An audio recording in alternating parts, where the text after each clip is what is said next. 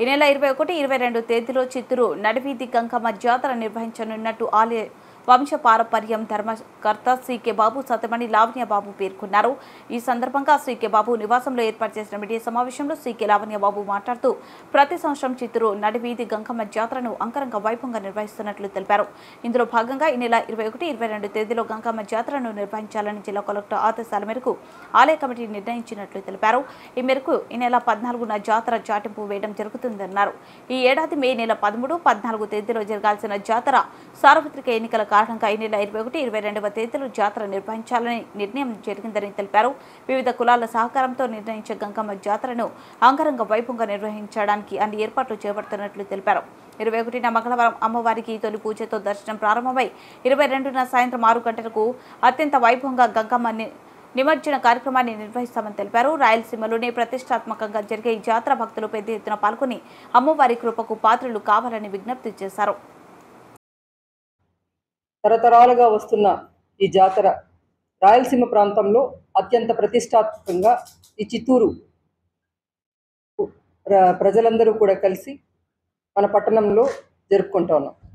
మీకు అందరికీ తెలుసు, రాయలసీమలో పాలేగాళ్ల ప్రాబల్యం ఉన్న ప్రాంతాల్లో అమ్మవారిని మనము జానపద సంస్కృతి నుంచి వచ్చినాం కాబట్టి అప్పటి నుంచి కూడా చూస్తూ వస్తే అంటే వివిధ రకాల పేర్లతో మనం అమ్మవార్లని పిలుచుకుంటూ మనకిష్టమైన పేరుతో పిలుచుకుంటూ ఆ ప్రాంతంలో గ్రామ దేవతలుగా వెలిసిన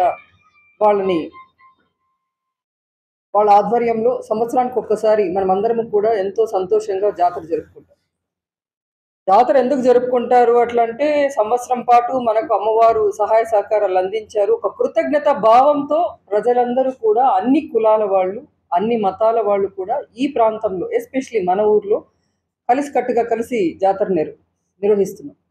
ఇది మనము ఏర్పరిచిన కట్టుబాటు కాదు, మన పూర్వీకులు, మన తాతలు, మన ముత్తాతలు ఏర్పరిచిన కట్టుబాటు. ఎప్పుడు ప్రారంభమైంది, ఎన్ని వందల సంవత్సరాల క్రితం ప్రారంభమైంది అన్నది చాలా పెద్ద రికార్డ్ అంతా ఉంది. మనకు ప్రతిసారి కూడా మనం చెప్తా వస్తా ఉన్నాం. ఇక్కడ రెడ్డి కులస్తులు, అట్లే కర్ణం కులస్తులు, చాకలి వాళ్ళు, మంగలి వాళ్ళు, తోటి వాళ్ళు, సాలి కులస్తులు, బెస్త కులస్తులు, వీళ్ళందరూ కూడా కలిసి ఈ కార్యక్రమంలో పాల్గొంటారు. అంటే ప్రతి కుటుంబం నుంచి కూడా, అంటే ఇందులో ఒకరు మాల సమర్పించేవాళ్ళు బలిజ కులస్తులు ఉంటారు, గోతాలకు సంబంధించిన వాళ్ళు ప్రభ సమర్పించారు. అంటే ఇక్కడ ఒక కులానికి ప్రాతినిధ్యంగా ఈ జాతర అయితే జరగటం లేదు, ఒక కుటుంబానికి ప్రాతినిధ్యం. అది మీరు దయచేసి అందరూ కూడా గమనించాలి. జాతర అంటే మా ఒక్కరిది కాదు, మన అందరిది కలిసి చేసుకుంటా ఉన్నాం జాతర. మనమందరము అంటే ఎస్పెషలీ మన ఊరు నుంచి వేరే ఊరికి ఇచ్చిన ఆడబిడ్డలందరూ కూడా ఎప్పుడెప్పుడు వస్తుందా ఈ జాతర అంటే, ఏ పండక్కి రాకపోయినా కూడా ఖచ్చితంగా మన ఊరి జాతరకి ఖచ్చితంగా వచ్చి తీరుతారు. మా ఊర్లో జాతర ఉంది, మేము పోవాలని వాళ్ళ ఇంట్లో పర్మిషన్ అడిగి తీసుకొని వస్తారు. సింగపూర్ నుంచి, మలేషియా నుంచి, దుబాయ్ నుంచి వచ్చిన వాళ్ళు కూడా చాలా మంది ఉన్నారు, చెప్తా ఉంటారు. మన అమ్మవారు కొలిచిన వాళ్ళకి కొంగు బంగారమే కాపాడుతుంది అని ప్రజలందరి నమ్మకము, భక్తులందరి నమ్మకం కూడా. అందుకే ప్రతీకగా ఎన్నో దృష్టాంతాలు కూడా ఉన్నాయి. మరి ఈసారి వచ్చిన జాతర మీకు అందరికీ తెలుసు, చిత్తర నెల 5వ మంగళవారం మనం అమ్మవారిని నెలకొల్పుతాము అట్లా. బట్ ఎన్నికల దృష్ట్యా ఇది చాలా సున్నితమైన సమస్య ఏర్పడింది. బట్ ఇందులో ఎప్పుడు చెయ్యాలా వద్దా, చేయకుండా నిలిపేయాలా, ఇట్లా చాలా మంది అంత రకరకాల అభిప్రాయాలతో చేయకపోతే ఎట్లా అంటే, పెద్దవాళ్ళందరూ కూడా ఇది ఊర్లో జరగకపోతే ఊరికి అరిష్టము. అంటే చిన్న గ్రామంగా ఉన్న చిత్తూరు పట్టణము ఈరోజు ఇన్ని లక్షల మంది వచ్చి బయట ఊర్ల నుంచి కూడా ఈ ఊరికి వచ్చి సెటిల్ అయ్యి ఈ ఊర్లో వ్యాపారాలు చేస్తూ ఉన్నారు, ఉద్యోగాలు చేస్తూ ఉన్నారు, రకరకాల కార్యక్రమాలతో వాళ్ళందరూ కూడా అభివృద్ధి చెందారు. అంటే గ్రామ దేవత పర్మిషన్ లేకుండా మనమందరూ కూడా ఒక హిందూ ధర్మాన్ని నమ్మేవాళ్ళం, ఒక హిందూ జీవన విధానాన్ని మనమందరూ కూడా నమ్మి విశ్వసిస్తూ మనమందరూ బ్రతుకుతూ ఉన్నాం. గ్రామదేవత పర్మిషన్ లేకుండా, ఆమె అనుమతి లేకుండాను ఎవరు కూడా, ఏ దేవత కూడా మనకు సహాయం అందించదు అన్నది పురాణం యొక్క ఇది దృష్టాంతం.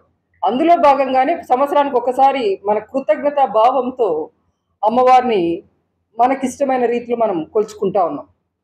ఈసారి వచ్చిన సందర్భం చాటు వేయాలా వద్దా, వేస్తే ఆ తర్వాత చిత్తర నెల వెళ్ళిపోతుంది, ఇట్లా రకరకాలు ఆలోచించి మరి సీకే బాబు గారు, మరి కమిటీ సభ్యులు, పుర ప్రజలు, అనువంశిక వీరసిదారులు వీళ్ళందరూ కూడా వీళ్ళ అభిప్రాయం, ప్రజల అభిప్రాయము చుట్టుపక్కల ఈ జాతరకి అనుబంధంగానే ఆ తర్వాత కాలంలో ఈ ప్రాంతాల చుట్టుపక్కల విలేజ్లుగా ఉన్న ఈ ప్రాంతాలన్నీ కూడా జాతరలు జరపటం మూలంగా వాళ్ళందరితో కూడా కలిసి వాళ్ళందరితో కూడా మనమే ఒక అభిప్రాయం తీసుకొని కలెక్టర్ గారిని అడగటం జరిగింది.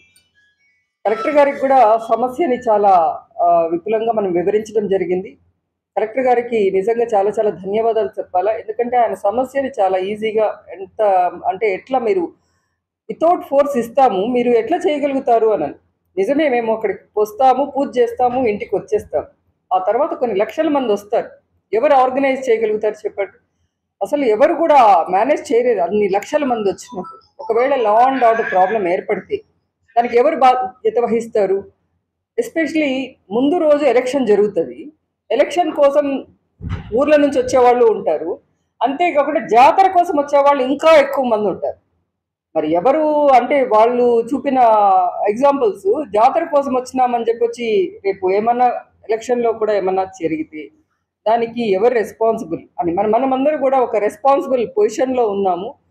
ఒక రెస్పాన్సిబుల్ సిటిజన్స్గా మనము ఈ ఊరు బాగుండాలి అనే ఉద్దేశంతో ఈ ఊర్లో ఎటువంటి అల్లర్లు కానీ ఎటువంటి దీనికి ఎక్కడ తావు లేకుండా ఇది చేసుకుంటా ఉన్న పండగ అద్భుతంగా, ఏదో దొంగతనంగా చేయకూడదు. పండగ చాలా రాజసంగా చేయాలి. పండగ అమ్మవారికి అసలు సింహాసనేశ్వరి ఆమె.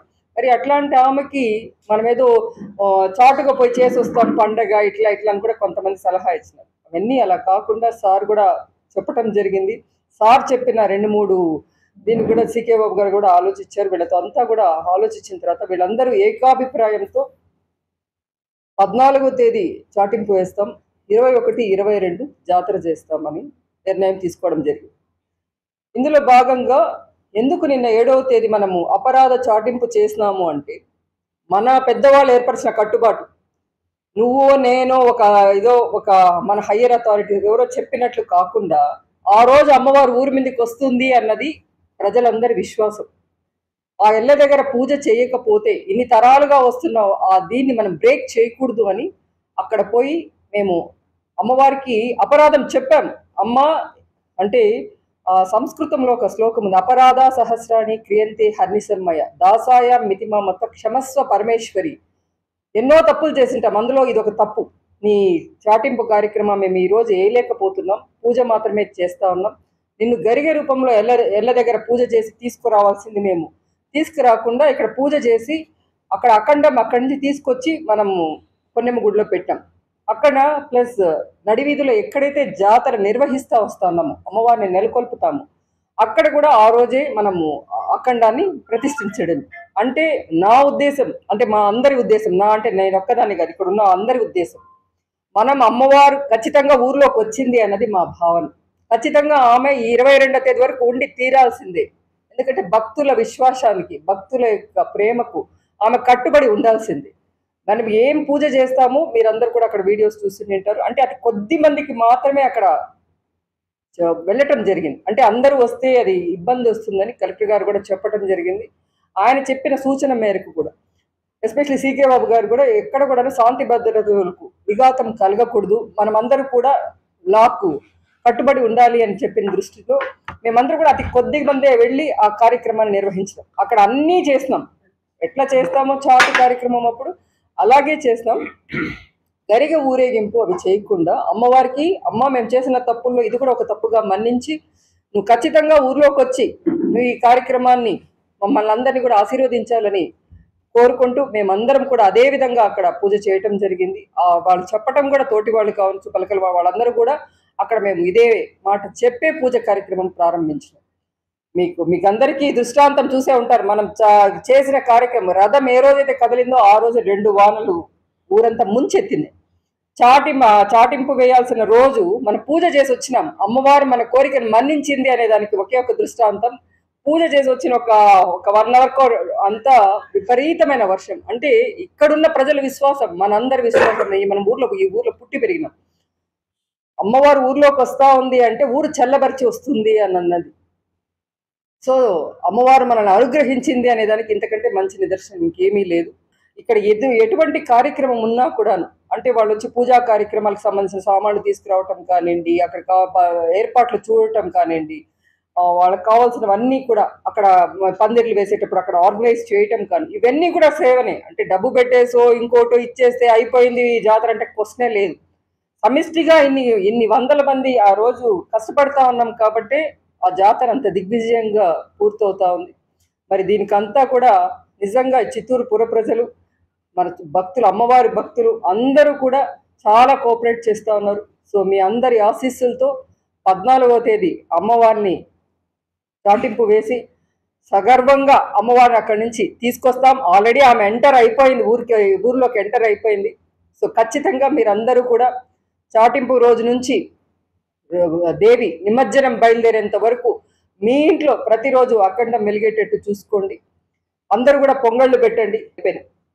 సో ఇవన్నీ కూడా మనం అందరూ కూడా చేసుకొని అమ్మవారిని సగర్వంగా తీసుకొచ్చి ప్రతిష్ఠ చేసి ఎంతో విజయోత్సాహంతో అమ్మవారి యొక్క సార సమర్పణ కావండి ఇవన్నీ కూడా పూర్తి చేయాలని మనస్ఫూర్తిగా కోరుకుంటా ఉన్నా.